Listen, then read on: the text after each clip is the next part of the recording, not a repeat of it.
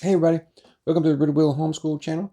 Today we're starting a new series in my Plutarch's Lives videos, and today we're going to start Plutarch's Life of Cato the Younger.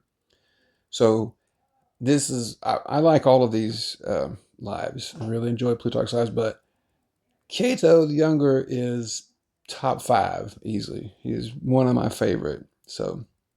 And I think I'm going to be reading from the introduction to the study guide here. So all of these lives that I do for Plutarch, I have study guides. If you're interested in them, I'll put a link down in the description section for you to look at them. But I'm going to be reading from the introduction here, which is a quote from John Adams.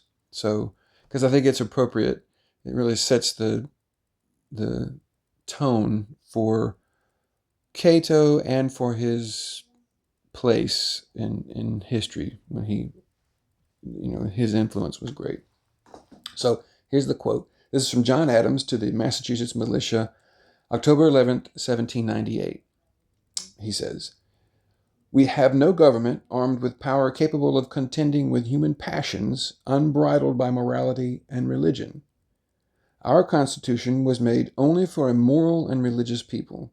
It is wholly inadequate to the government of any other."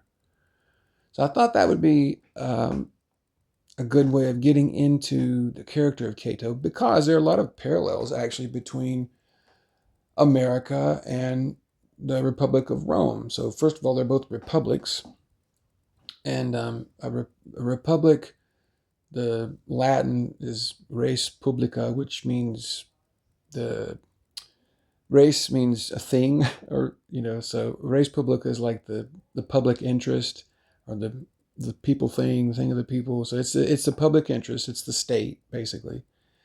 And the idea of a republic is you've got the power is in the hands of the people. That's where it resides, and they elect representatives to go,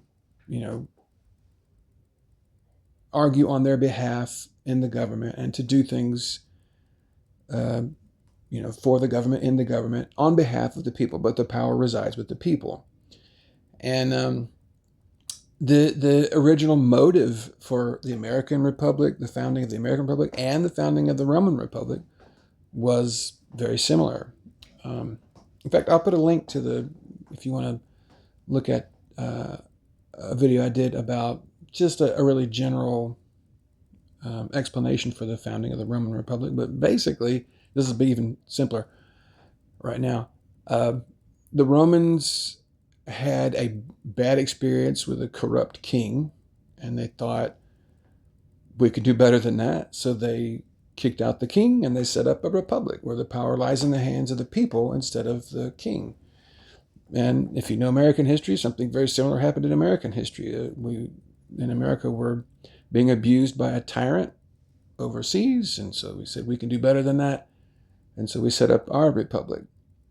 And I think it's just the way the founding fathers of America set up our government. It was just brilliant. It's got all kinds of checks and balances to power. So if it's spread out over the different branches of government, and one branch can check the other, so that odds are, if there's a power hungry evil person trying to run things on one end, the other branches can check that, and things can be kept reasonably under control. So it's an excellent, very well conceived way to govern, I think, our republic and the Roman Republic. But what John Adams is saying here is that these brilliantly conceived forms of government are powerless against corruption in the people. So when the people in the government, in the republic, so when Americans become immoral, when they lose their moral compass and they don't know right from wrong anymore, when everybody's interested purely in selfishness and greed, and nobody has patience any longer. When this stuff starts to take over, there's no form of government that can survive that. And what we see in the life of Cato is a republic that was in a state of moral decay. People were being bribed all the time. There were, the laws were not applied evenly. It was unjust, and sexual immorality was everywhere.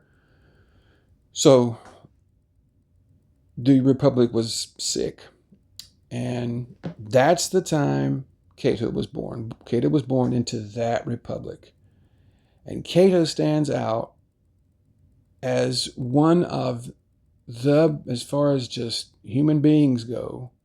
He's not Jesus, obviously, so he is a sinful person. He's not perfect, but just as far as human beings go, Cato was a wonderfully virtuous person, and everybody recognized it in his lifetime. Even his enemies thought, Cato was just an extraordinarily good moral person. So that's one of the things I like about this character so much. I just love reading about the different things that he did, and the discipline he had in his life, and the virtues that he displayed. The cover of the study guide I have as a picture by Gustave Doré of his illustration of his series of illustrations for Dante's Divine Comedy, and the Purgatory section. He illustrated the part where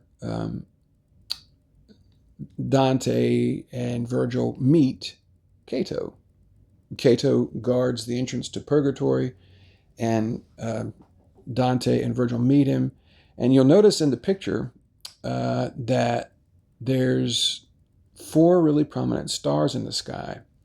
And Virgil tells Dante, he says, "Do you see those stars up there?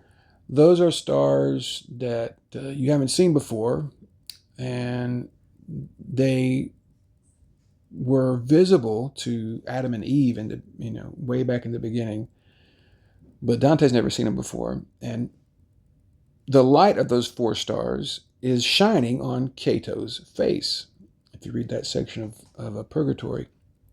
And that is supposed to reflect, so to speak, the fact that the 4 stars represent the 4 virtues of the classical world. So I'll put a link to a video where I talk about the 4 virtues of the classical Greeks and Romans. But the virtues are justice, prudence, fortitude, and temperance. Yeah. So, and Cato displayed these wonderfully. He was exemplary in the way he lived. So I thought it was pretty cool the way Dante has those 4 stars, and it's in the picture. You can see the 4 stars in the picture too, reflecting it. So I just thought that was neat. Even Dante recognizes the virtue of a man centuries before him who wasn't even a Christian, but as I said, he lived his life so well that he was admired by everybody, even centuries later. So that's Cato. And if everybody had been Cato, the Roman Republic would have been fine. So, but everybody wasn't Cato. There are not many Catos in the world ever at any given time. So the Republic fell. That's the bad part. But when Plutarch writes the life of Cato, I think, in several other lives, I think what he wants you to realize is, yes, the heart and life of a republic is in the virtue and morality of its citizens. But virtue and morality are their own rewards. If you live a life, there's really no other purpose to life except to be a good person, to do what's right. And so that's its own reward.